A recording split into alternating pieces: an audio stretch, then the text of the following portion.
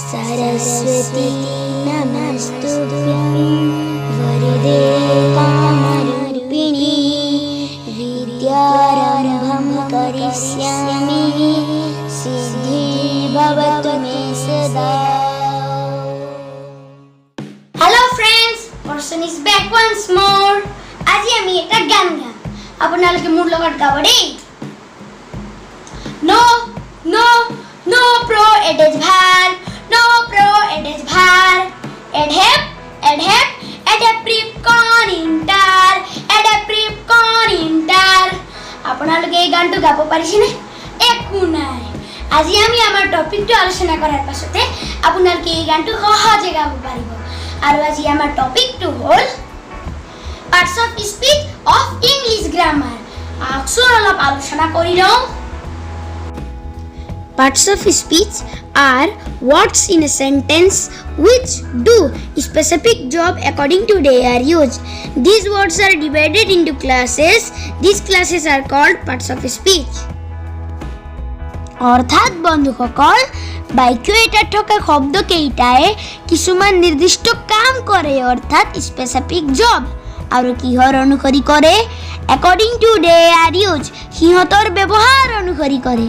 আৰু সেই তেনেকুৱা শব্দ কেইটাক কিছুমান নিৰ্দিষ্ট ক্লাছত ভগোৱা হৈছে, অৰ্থাৎ শ্ৰেণী। আৰু সেই ক্লাছ কেইটাক পাৰ্টছ অফ স্পীচ বোলে। In short, we can say that বাক্য এটাত থকা প্ৰতিটো শব্দকে পাৰ্টছ অফ স্পীচ বুলি কোৱা হয়।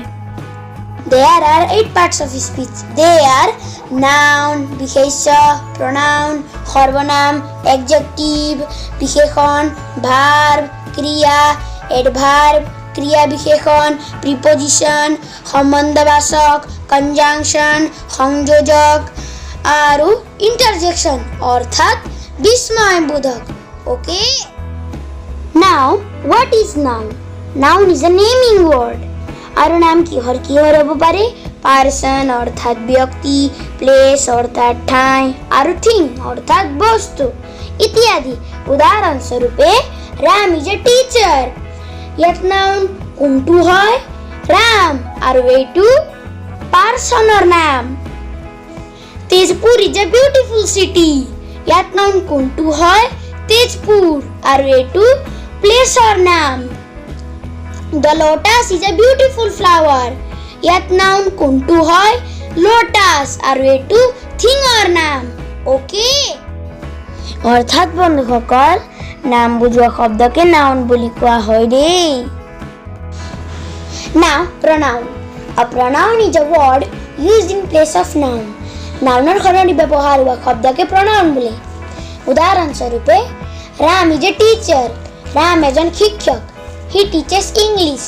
তেওঁ ইংলিছ শিকায়। আমি ইয়াত ৰামে ইংলিছ শিকায় বুলি নিলিখি হি লিখিলোঁ, অৰ্থাৎ ৰামৰ ঠাইত হি লিখিলোঁ। Again, the boys are playing. ল'ৰাবিলাকে খেলি আছে। They are my friends. সিহঁত মোৰ বন্ধু। আমি ইয়াত ল'ৰাবিলাক মোৰ বন্ধু বুলি নিলিখি they লিখিলোঁ, অৰ্থাৎ বয়ছৰ ঠাইত they লিখিলোঁ।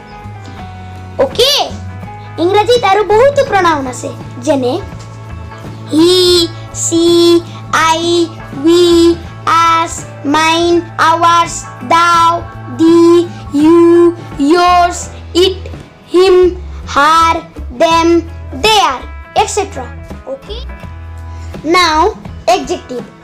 An adjective is a word used to qualify or describe a noun or pronoun. অৰ্থাৎ বন্ধুসকল, এডজেক্টিভে নাউন আৰু প্ৰনাউনৰ দুখ গুণ বুজায়।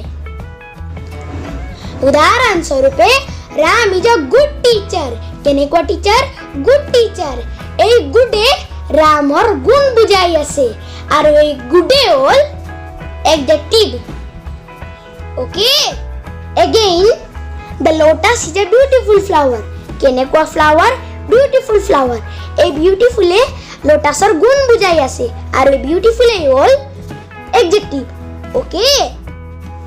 ইংৰাজীত আৰু বহুতো এডজেক্টিভছ আছে, যেনে good, bad, tall, short, long, small, big, young, old, great, intelligent, beautiful, some, much, enough, whole, many, each, every, etc. Now, verb. A verb is a doing word or an action word. It tells when anything is done. অর্থাৎ verb এটা ক্রিয়াপদ। ই কি করে, ই কোনো কাম করা বা হুয়া বুঝায়। ওকে, উদাহরণস্বরূপে মোহন ওয়াক্স। মোহনে কি কাম কৰিছে? মোহনে খোজ কাঢ়িছে আৰু এই ওয়াক্সে হ'ল ইয়াত verb. I am reading a book. মই কি কাম কৰি আছো? মই এখন কিতাপ পঢ়ি আছো আৰু এই ৰিডিং এ হ'ল ইয়াত verb. Okay, now adverb. An adverb modifies a verb, an adjective or an other adverb. It tells where, when, how. অর্থাৎ বন্ধুসকল এডভার্বে এটা ভার্ব, এটা এডজেক্টিভ আৰু বেলেগ এটা এডভাৰ্বক মডিফাই কৰে। অৰ্থাৎ কোনো এটা কামক ক'ত, কেতিয়া আৰু কেনেকৈ হৈছে বৰ্ণনা কৰে। ওকে, ফৰ এক্সাম্পল, জানু ডান্সেস ওয়েল। জানুয়ে কি কাম করে? জানুয়ে ডান্স করে, কিন্তু কেনেকে করে? ওয়েল, ভালকে করে। এই ওয়েল হল ডান্সৰ এডভাৰ্ব। এই ওয়েলে ডান্সক হাও বৰ্ণনা কৰিছে। Again, গোপাল কেম yesterday. গোপাল কেতিয়া আহিছিল? কালি আহিছিল। এই yesterday হল কেমৰ এডভাৰ্ব। এই yesterday কেমৰ when বৰ্ণনা কৰিছে। ওকে, বন্ধুসকল ইংৰাজীত আমি কিছুমান শব্দৰ লগত ly যোগ কৰি এডভাৰ্ব বনাব পাৰো। যেনে near, nearly, extreme, extremely, happy, happily, slow, slowly, quick, quickly, easy, easily, etc. Okay. Now, preposition. A preposition shows the relation of a noun or pronoun to another word in a sentence. অর্থাৎ বন্ধুসকল প্রিপজিশনে এটা বাক্যত থকা noun আৰু প্ৰনাউনৰ আন এটা শব্দৰ লগত ৰিলেশন অৰ্থাৎ সম্বন্ধ দেখায়। For example, the book is on the table. The book অর্থাৎ নাউন। এই the bookৰ টেবুলৰ লগত কোনটো শব্দই সম্বন্ধ দেখাইছে? on শব্দই, আৰু এই on এ হ'ল preposition. Okay. Again, she likes to read stories. She likes অর্থাৎ pronoun. এই she'র read stories এর লগত কোনটো শব্দৰ সম্বন্ধ দেখাইছে? to শব্দই। হে এই to এ হ'ল প্রিপজিশন। ওকে, বন্ধুসকল ইংৰাজীত বহুতো প্ৰিপজিশনস আছে। তাৰে কেইটা মান হ'ল in, on, at, upon, within, with, by, for, since, till, beside, besides, between, among, etc. Now, conjunction. Conjunction is used to join words or sentences together. অর্থাৎ বন্ধুসকল কনজাংশনে শব্দবোৰক বা বাক্যবোৰক একেলগে সংযোজন কৰে। For example, Rahul and Lalit are friends. অৰ্থাৎ ৰাহুল আৰু ললিতক এই এন্ডে জয়েন কৰিছে আৰু এই এন্ডে হ'ল ইয়াত conjunction. Again, Mr. Sharma is rich. He is not happy. এই দুটা বাক্যক বাটে জয়েন কৰিছে আৰু বাক্যটো হ'ল Mr. Sharma is rich but he is not happy. So, but হ'ল ইয়াত কনজাংশন। আৰু বন্ধুসকল ইংৰাজীত আটাইতকৈ বেছি ব্যৱহাৰ হোৱা কনজাংশন দুটা হ'ল এণ্ড আৰু বাট। ওকে, আৰু বন্ধুসকল ইংলিছত ব্যৱহাৰ হোৱা কিছুমান কনজাংশনছ হ'ল and, but, or, yet, still, because, that, until, both, either or, neither nor, etc. Now, interjection.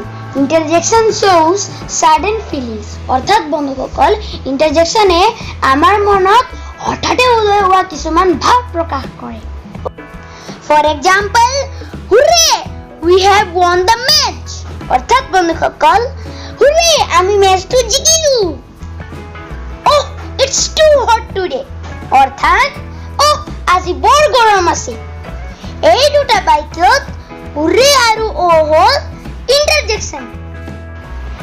আৰু বন্ধুসকল ইংলিছত ব্যৱহাৰ হোৱা কিছুমান ইন্টাৰজেকশন হ'ল oops, হুৰে, এলাস, আহা, ouch, yay, etc.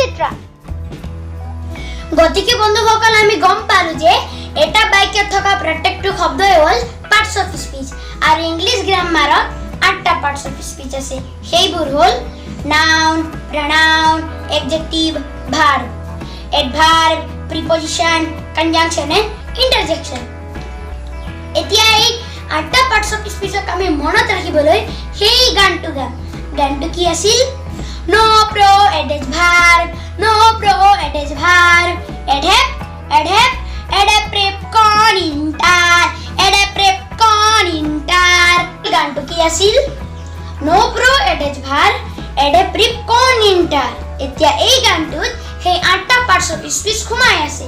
সেইবোৰ হ'ল no মানে নাউন, pro মানে pronoun, address মানে adjective, verb মানে verb, adhep মানে adverb, prep মানে preposition, con মানে conjunction, inter মানে interjection।